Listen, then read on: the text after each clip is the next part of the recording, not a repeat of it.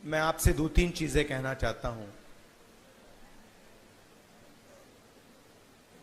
पहली चीज यात्रा के बारे में, और जो मेरा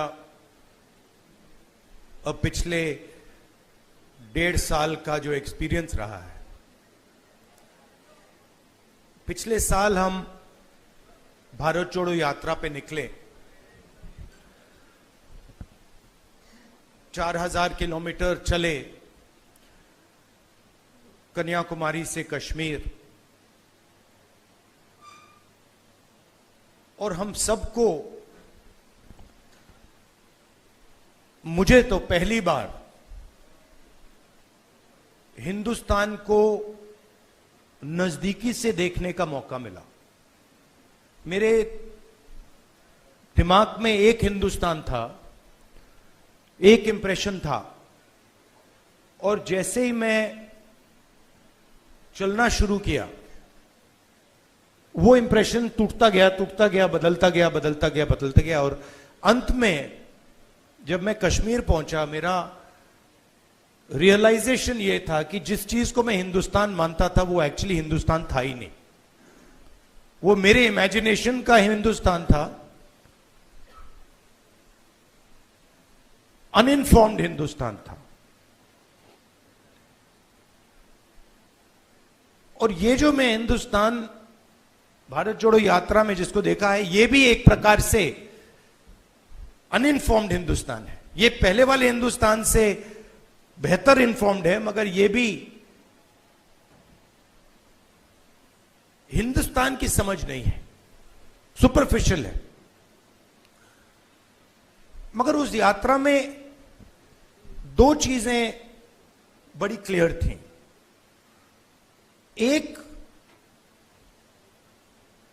कि हिंदुस्तान नफरत का देश नहीं है, मोहब्बत का देश है। और इस देश में, इसके डीएनए में रिस्पेक्ट, मोहब्बत, ये बहुत गहरा है। तो चलते चलते मेरे दिमाग में यह सवाल आना शुरू हुआ कि अगर यह नफरत का देश नहीं है, यह पहला देश है जिसने इंडिपेंडेंस की लड़ाई मोहब्बत से लड़ी, और कोई देश है ही नहीं। मतलब कहते हैं कि civil rights movement, Gandhi ji की फिलॉसफी, उसने गांधी जी की फिलॉसफी का प्रयोग किया, मगर जो उनको डायरेक्शन किसने दिया? उनको डायरेक्शन गांधी जी ने दिया, हिंदुस्तान ने दिया। साउथ अफ्रीका में मैं गया था, मंडेला जी ने मुझे यही कहा कि हमें जो औजार दिए गए, हमारी फ्रीडम स्ट्रगल के जो औजार दिए गए, वो अफ्रीका के औजार नहीं थे, वो आपके औजार थे, हिंदुस्तान के औजार थे, और वो औजार हमें गांधी जी ने दिए।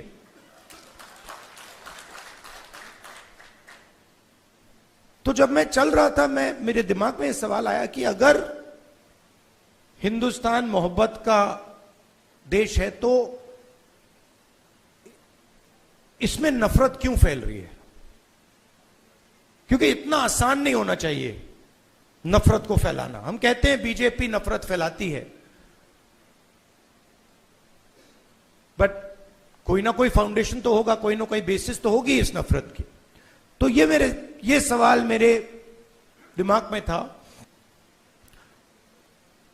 और आस्ते आस्ते मुझे बात समझ आने लगी कि नफरत का कारण अन्याय है। कि ये देश में गरीबों के साथ, किसानों के साथ, दलितों के साथ, महिलाओं के साथ, युवाओं के साथ, सबके साथ हर रोज अन्याय होता रहता है। 2-3% लोग हैं इस देश में जिनको न्याय का एक्सेस मिलता है। 2-3%, ज्यादा से ज्यादा 5% लोग हैं। उनके लिए कोर्ट्स काम करते हैं, उनके लिए सरकार काम करती है, सारी इंस्टीट्यूशंस में उनके लिए जगह है। बट अगर हम 90% लोगों को देखें, उनके साथ 24 घंटा अन्याय हो रहा है। 16 लाख करोड़ रुपए 20-25 लोगों का कर्जा माफ हुआ। जीएसटी का पैसा है, जनता का पैसा है, किसानों का पैसा है, मगर किसानों का 1 रुपया माफ नहीं होता है। और मैंने सरकार के अंदर से देखा है, जब हमने किसान कर्जा माफी की बात उठाई, जब हम सरकार में थे, तो रिस्पांस मिला कि ये ठीक नहीं है, इससे किसान आलसी हो जाएगा।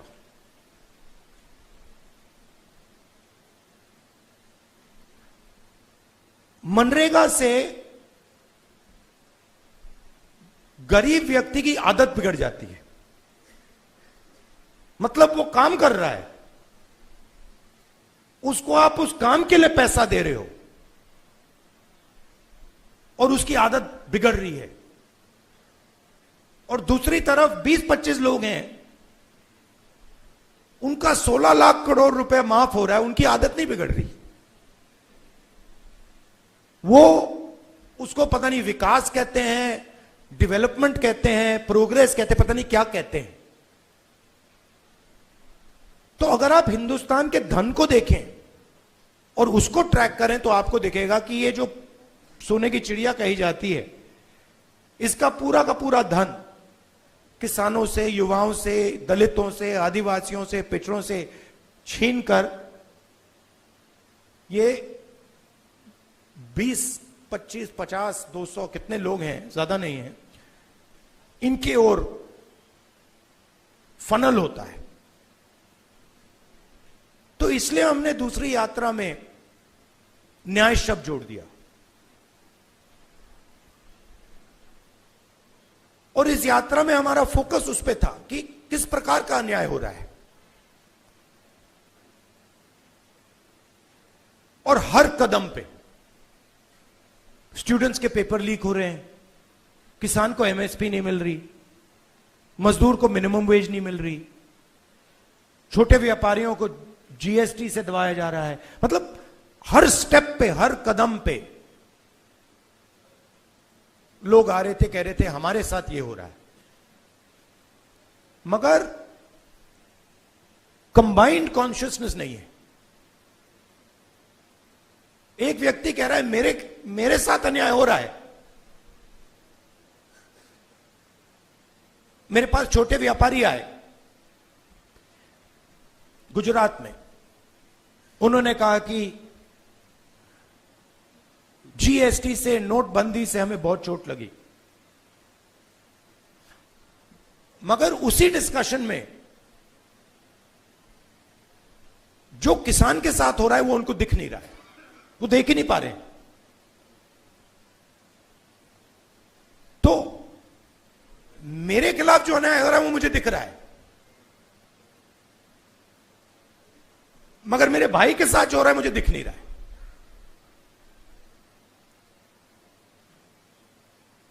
तो ये बहुत जरूरी बात है, क्योंकि जब तक आप अपने भाई के साथ जो अन्याय हो रहा है वो नहीं देखोगे, तब तक कोई मूवमेंट खड़ा नहीं हो सकता। मैं जूडो करता हूं और उसमें एक बड़ी इंटरेस्टिंग चीज है। उसमें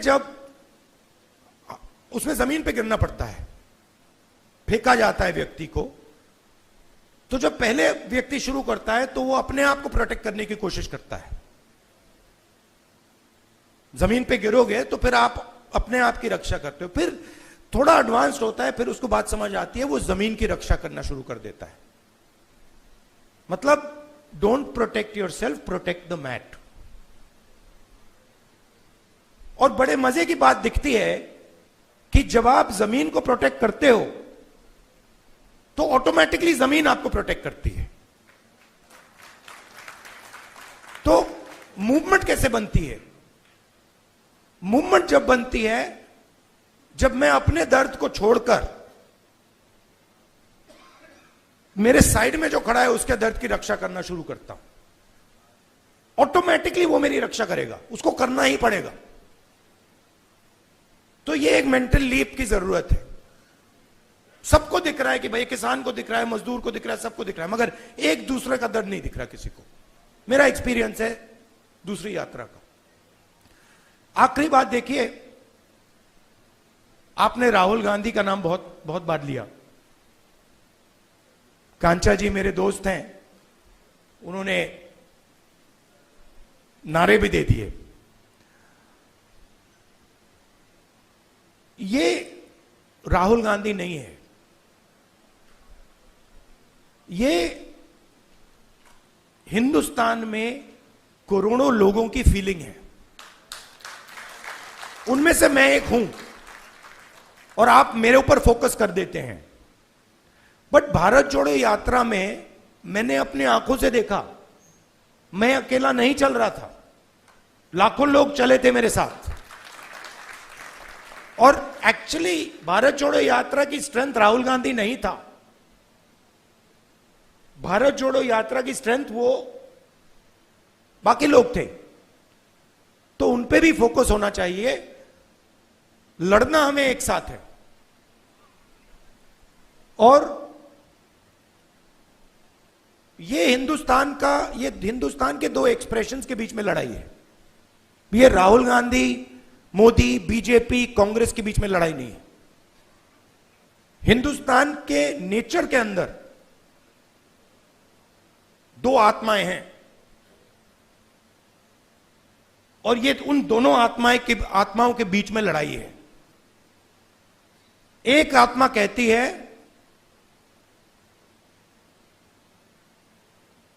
कि हिंदुस्तान बीच से चलाया जाएगा, ऊपर से चलाया जाएगा और सारे लोग ऊपर देख के ऑर्डर लेके इस देश को चलाएंगे।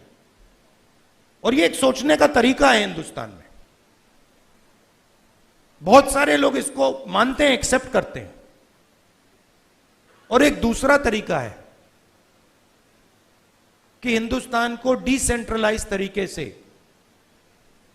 हिंदुस्तान के सब लोगों को सुनकर चलाया जाएगा, जिसको हम, अगर आप धार्मिक तरीके से बोलना चाहते हैं, शिव की बारात बोल लीजिए। कि सब लोगों को जगह देके निर्णय लिया जाता है। जैसे योगेंद्र यादव जी अभी बैठे हैं, बड़ी इंटरेस्टिंग बात आपको बताऊं। 3-4 महीने पहले इन्होंने हमें कहा, देखिए हमें ये जो गारंटीज हैं, हमें क्लियरली बता देना चाहिए देश को कि इंडिया गठबंधन आएगा तो क्या करेगा। और आज मैंने इनसे पूछा कि आप बताइए, ये जो हमने गारंटीज देश के सामने रखी हैं, इससे आप खुश हैं? तो इन्होंने कहा मैं खुश हूं, मगर बहुत केओटिक डिस्कशन हुआ। केओटिक डिस्कशन हुआ क्योंकि ये एक्चुअली कांग्रेस पार्टी की, राहुल गांधी की, खारगे जी की इंडिया गठबंधन की गारंटीज नहीं है। ये एक्चुअली हिंदुस्तान की आवाज है। उसको हमने चुन चुन के सुन के निकाला है, उसको रिफाइन किया है। बीजेपी ये काम कर ही नहीं सकती क्योंकि उनका तरीका सेंट्रलाइज है, ऊपर से बोलते हैं। नरेंद्र मोदी जी रेडार की बात करेंगे, सब कुछ नरेंद्र मोदी जी से निकलता है। उनके विजन में और आरएसएस के विजन में ज्ञान एक व्यक्ति के पास है,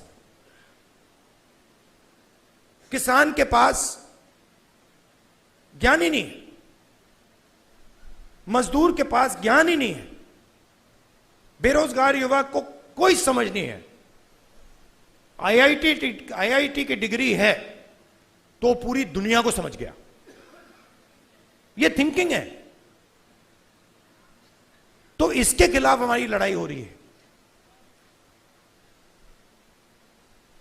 हिंदुस्तान का सबसे बड़ा साइंटिस्ट, जितना उसमें ज्ञान है उतना ही ज्ञान हिंदुस्तान के किसान में है, बस दूसरे तरीके का है। मैं बंगाल गया और वहां पे वो महिलाएं थी, इसी यात्रा पे महिलाएं थी, वो बीड़ी बना रही थी। उनके हाथ में जो स्किल थी, बीड़ी बनाती थी वो, उनके हाथ में जो स्किल थी मैंने अपनी जिंदगी में कभी पहले नहीं देखी। मैंने ट्राई किया, मतलब एक बीड़ी मतलब मैंने रोल करने की कोशिश की, नहीं हो रही थी मुझसे। तो वो सालों का, मतलब सालों की स्किल है वो, और उसका इस देश में कोई आदर नहीं हो रहा। उस महिला को आप फाइनेंशियल सपोर्ट दीजिए, उसकी मदद कीजिए, मेक इन इंडिया उससे करवाइए और फिर देखिए क्या मजा आता है। तो ये दो अलग तरीके की सोच की लड़ाई है, इसमें हम सब एक साथ लड़ रहे हैं। बहुत अच्छा लग रहा है और घबराने की कोई जरूरत नहीं है। ये आप मत सोचिए कि बीजेपी आ गई, कॉन्स्टिट्यूशन को खत्म कर देंगे, ये कर देंगे, कुछ नहीं, इनमें इतना दम नहीं है, ये नहीं कर सकते। ये इन्होंने मीडिया को कैप्चर कर रखा है, ये आवाज बहुत करते हैं, मगर सच्चाई और हिंदुस्तान हमारे साइड है। धन्यवाद। ऐसी ही शानदार स्पीचेस को सुनने के लिए डिजिटल हिंदी न्यूज चैनल को सब्सक्राइब करें, लाइक करें और कमेंट सेक्शन में बताएं ये वीडियो आपको कैसी लगी।